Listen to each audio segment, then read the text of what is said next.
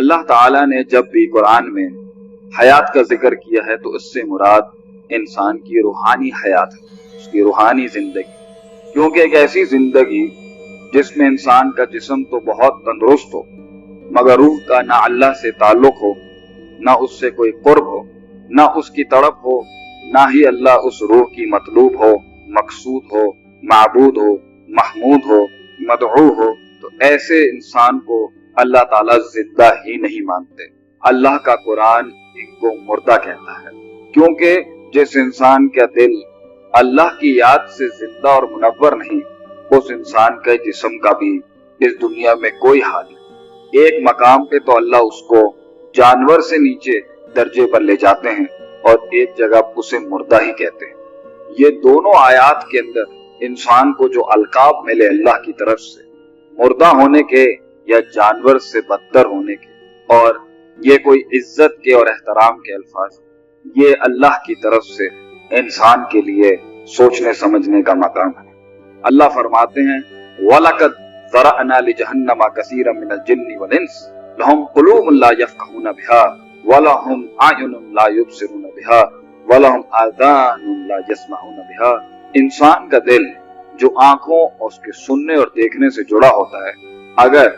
وہ اللہ کی یاد سے، اس کے قرآن سے، اس کی کتاب سے اور اس کے فرمان سے غافل ہو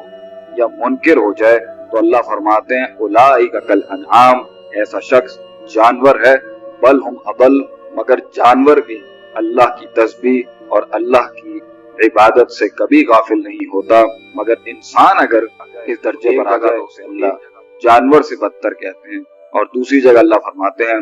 اومن کان میتا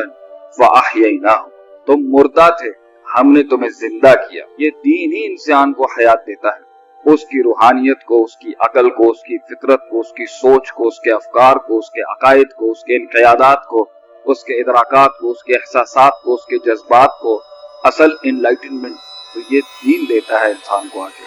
جب وہ حق و باطل، صحیح اور غلط کا میزان اور کرینہ سیٹ کرتا ہے، وہ یہ دین کرتا ہے، تو اللہ فرماتے ہیں تم مردہ تھے ہم تمہیں اس سے زندہ کرتے ہیں، اور جو اس سے زندگی پسند نہیں کرتا زندہ رہنا تو ایسے شخص کو اللہ مردہ کہتا ہے۔ اگر ہم چاہتے ہیں کہ ہم اس مردہ زندگی سے جو بے جان ہو جاتی ہے، جس میں کوئی سکون، اطمینان اور راحت نہیں ہوتی، ہمیں اللہ کی دین کی طرف، اس وحی کی طرف رجوع کرنا پڑے گا۔ اس لیے تو اللہ نے اس وحی کو روح ہی کہہ دیا ایک جگہ پر، وہ روح جس سے انسان جب وہ ماں کے پیٹ میں آتی ہے تو بچہ زندہ کہلاتا ہے، جب وہ نکال لی جاتی ہے تو انسان مردہ کہلاتا ہے، جب وہ پھر ڈالی جائے گی تو انسان زندہ کر دیا جائے گا۔ یہ روح ہی ہے جس سے انسان کی زندگی کا تعلق ہے۔ اللہ نے اپنے قرآن اور حدیث کو، اپنے قرآن کا ایک نام روحی رکھ کے، روحی بتا کے اس کو آگے بیان کیا۔ اللہ نے اپنے قرآن کا ایک نام ہی روح بتایا، وَكَذَلِكَ أَوْحَيْنَا إِلَيْكَ رُوحًا مِّنْ أَمْرِنَا، اور ہم نے اپنے حکم سے آپ کی طرف یہ روح بھیجی ہے جو ان مردہ دلوں میں جان ڈالے گی۔ مَا كُنْتَ تَدْرِي مَا الْكِتَابُ وَلَا الْإِيمَانُ، ایمان، کتاب اور یہ قرائن اور یہ میزان اور یہ حق اور باطل کی باتیں لوگ نہیں سمجھتے تھے۔ وَلَكِنْ جَعَلْنَاهُ نُورًا، اور ہم نے اسی روح کو ایک طریقے کا نور بھی بنا کے بھیجا ہے، تو نور سے آپ دیکھ سکیں گے اور حیات سے آپ چل سکیں گے۔ حیات و نور کے اس کمبینیشن کے بغیر انسان زندہ نہیں بلکہ مردہ ہے اور جانور سے بدتر ہے۔ اللہ نے انسان کے غلبے کے لیے اس دنیا کے اندر، مسلمان کے غلبے کے لیے دنیا کے اندر، اس کی جیت، اس کی کامیابی، اس کی خوشحالی، اس کے سکون، اس کے راحت کے لیے سورہ آل عمران کی آیت نمبر 139 میں زبردست قانون نازل فرمائے۔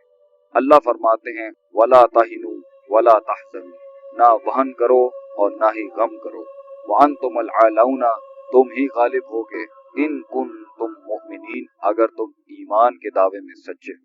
ایمان وہن کو دور کرنا اور حزن کو دور کرنے کا نام ہے۔ وہن سے مراد علماء فرماتے ہیں جسمانی بیماری ہے، اور آپ صلی اللہ علیہ وسلم نے اس کی جو تفسیر کی وہ ہے حب الدنیا وکراہیت الموت، دنیا کی باطل محبت میں ڈوب جانا، اس کی عیش و عشرت میں پڑ جانا، خواہشات اور شہوات میں مدہوش ہو جانا، اور موت سے غافل ہو جانا، اور موت کو مکروہ سمجھنا، اس سے نفرت کرنا جو انسان کو اس کے رب سے ملائے گی، کیونکہ یہ دنیا تو انسان کا قید خانہ ہے۔ جب انسان اس دنیا کی محبت میں ڈوب جائے گا तो वो इससे मोहब्बत कर बैठेगा और इसके अंदर मेहनत नहीं करेगा। इसलिए वहन की बीमारी को दूर कर जिस्म को कामिल बनाना, जिस्म को मजबूत बनाना, जिस्म को मुनज़्ज़म बनाना और इससे वो सारी चीज़ों पर मेहनत करना जो इंसान की हिस्सी और जिस्मानी नशोनुमा के लिए ज़रूरी है,